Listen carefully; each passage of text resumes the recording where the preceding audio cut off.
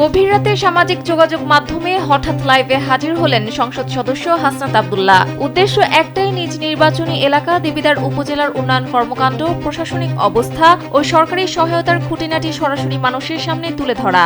মঙ্গলবার দিবাগত মধ্যরাতে নিজের ফেসবুক পেজ থেকে লাইভে এসে কুমিল্লা ৪ আসনের সংসদ সদস্য এলাকার বর্তমান পরিস্থিতি এবং ভবিষ্যৎ পরিকল্পনা নিয়ে বিস্তারিত কথা বলেন।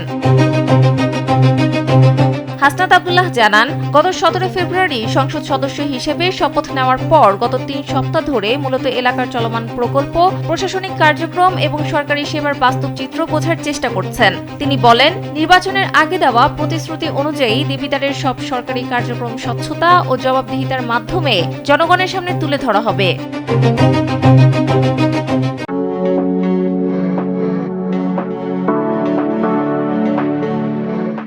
দেবিদ্বারের রাস্তাঘাটের দুরবস্থাকে প্রধান সমস্যা হিসেবে চিহ্নিত করে তিনি জানান, বর্তমানে সড়ক ও জনপথ অধিদপ্তর, এলজিইডি এবং পিআইও অফিসের অধীনে বেশ কিছু সড়কের উন্নয়ন কাজ চলছে।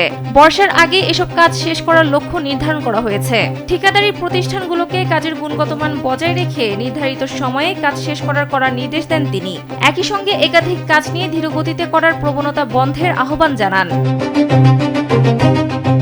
সরকারি কার্যক্রমে স্বচ্ছতা বজায় রাখতে জবাবদিহিতা নামে একটি ফেসবুক পেজ খোলারও ঘোষণা দেন হাসনাত আব্দুল্লাহ। এই পেজে প্রকল্পের বরাদ্দ, অগ্রগতি এবং যাবতীয় সরকারি সহায়তার তথ্য নিয়মিত প্রকাশ করা হবে। লাইভে তিনি স্থানীয় প্রশাসন ও জনপ্রতিনিধিদের সহযোগিতা কামনার পাশাপাশি দুর্নীতিবাজ কর্মকর্তা ও সচিবদের বিরুদ্ধে কঠোর সতর্কবার্তা দেন। তার মূল লক্ষ্য সরকারি সেবার সুফল সরাসরি সাধারণ মানুষের কাছে পৌঁছে দেওয়া বলে তিনি জানান। সানজিদা ইসলাম, কালবেলা।